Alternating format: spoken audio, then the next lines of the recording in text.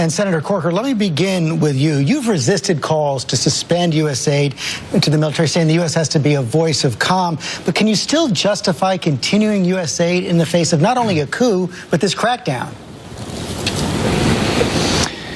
Well, look, I think the actions of the last week, no doubt, are going to cause us to suspend aid, and I think it's at the same time a time for us to recalibrate and look at what is our national interest. There's no question that we overestimated what our leverage was, and we've underestimated the leverage that Saudi Arabia and UAE has had on this government. And Senator, let me just stop you right there. So you've switched your position. Okay. You now believe it's necessary to suspend the aid?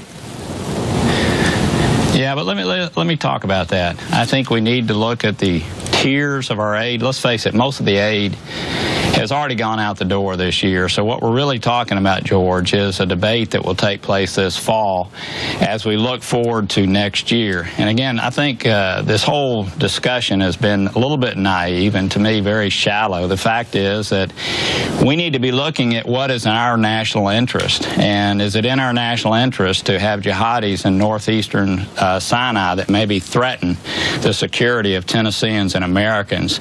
Is it in our national interest when we have 4.5% of the population and 22% of the world's economic output to ensure that we have priority passage in the Suez Canal and that we continue to have good jobs for Tennesseans and Americans? So I hope this debate will shift.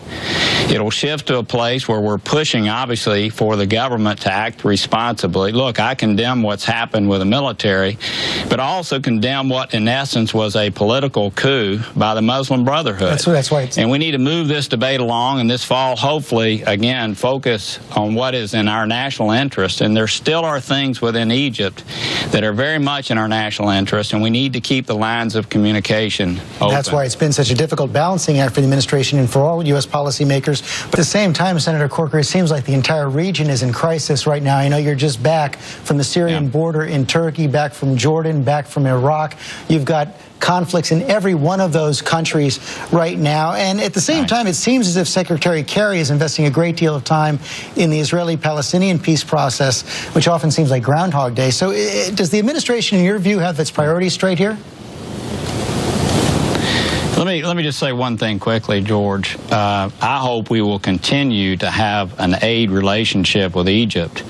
Most of the money is out the door this year. It's time for us to recalibrate. Our relationship has been very, very static for the last 35 years. So I don't want to cut off our relations, and I do expect that we will continue to have aid forthcoming in a way that really directly focuses on our national interest. So you want to cut back but not cut off? Look, I just think we need to tier it. There are certain things that obviously should not flow. There are certain things that are in our national interest that continue to need to flow. I mean, we want their cooperation in Northeast Sinai. We want their cooperation with the Suez Canal. So, again, let's look at what is in our national interest. I think aid will continue to flow after we have this debate this fall. The money's out the door now anyway for this year. So I think a suspension but a recalibration, and I don't want to cut our nose off to spite our face either. Back to the bigger regional issue, there is no question, George, that we are not focusing on very important things. In Iraq, the country is devolving. We have a leader there, candidly, who's doing some of the same things the Muslim Brotherhood has done, and that is concentrating power to himself, breaking down democracy. That's creating sectarian violence. And then you look at the regional sectarian violence that's happening in Syria, where you have all kind of proxies weighing in there.